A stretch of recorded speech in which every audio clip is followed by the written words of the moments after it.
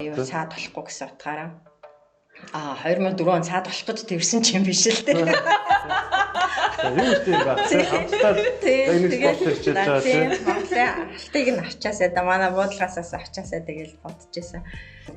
Юу бид 3-аас шалгаруулалт хийжээж хин сайн тэр жилдээ хин сайн байгаа тэр нь явдаг. Тэгэхээр бас риск ихтэй чиглэж магадгүй. Бид хоёрын амжилт чамтай өрсөлдөөд бас сайжирна тий. Тэгэл аль сайнны тухайн үед аль сайныг нь сонгоно гэсэн тийм бодлого бас байдаг. Одоо таны энтгэх шавнараас ирээдүйн хамгийн ойр болох тэмцээнд ер нь амжилттай оролцсон гэсэн амжилт нь хэд байна? Хэд байна вэ? За би гарын ганцаагаа л ярил л да. Тэр Рахи Сарнабад гэдэг. Энийг тусгаалan бэлдэх хэрэгтэй, тухайн тамирчдын онцлогийг мэдэх хэрэгтэй, цаг хугацаа хэрэгтэй тий.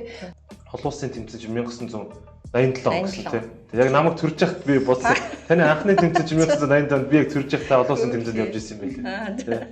Аль эсвэл тэр бол бас Германд яг явагдаж байгаа дугаалын карьер гэж байгаа. Тэр нь дугаал карьер гэдэг чинь ажил хийгээд бас онлоо хосолсон тийм мэрэгжил эзэмших. Тэгэд хажуугаар нь спортоо хийж болно. Яг гоё тэр гоё мэдрэмжийг тэр гаргамаар байна. Сэтгэл ханамж тэгэл тэр олимпийн тэр нэг медалийн юм дээр миний нэрийг юу хэлээл дуудаал яаж байгаа. Тэгэхэд чи би хизээж өмнө нь Шанглын тавцанд гарахтаа тэрэн шиг тийм баяртай өсөрч гарч ирсэн одоо баг.